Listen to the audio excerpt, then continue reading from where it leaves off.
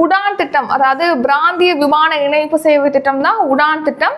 இது 2016 ஸ்டார்ட் பண்ணாங்க. 2017 முதல் விமான சேவையானது இந்த திட்டத்தின் கீழ் தொடங்கப்பட்டது. ஸோ 2016 அக்டோபர் மாதம் 21ஆம் தேதி தான் இந்த உடான் திட்டம் தொடங்கப்பட்டது.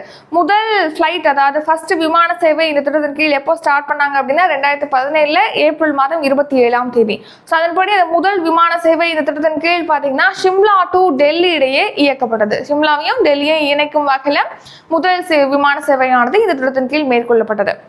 உடான் அப்படின்னா அதோட ஃபுல் ஃபார்ம் என்ன அப்படின்னா உதே தேஷ் கா ஆம் நாகரிக் அப்படிங்கிறத நம்ம வந்து உடான் ஸ்கீம் அப்படின்னு சொல்லிட்டு ஷார்ட்டாக சொல்கிறோம். ஸோ இந்த ஸ்கீம் 2016 ஸ்டார்ட் பண்ணாங்க. பிராந்திய அளவில் நகரங்களை இணைக்கிறதுக்காக, அதாவது சாமானிய மக்களும் விமானத்தில் வந்து பயணிக்கணும், குறைந்த விலையில் அவங்க பயணிக்கணும் அப்படிங்கிறதுக்காக தான் உடான் ஸ்கீம் லான்ச் பண்ணியிருப்பாங்க.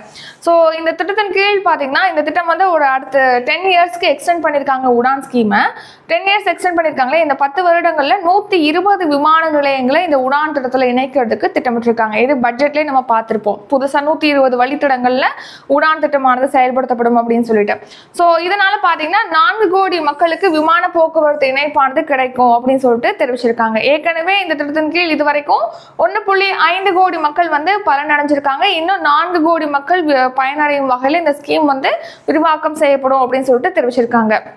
உடான் ஸ்கீமோட முக்கிய நோக்கமே என்னன்னா அனைத்து விமான நிலையங்களையுமே ஒன்னா இணைக்கிறது தான் இதோட நோக்கம்.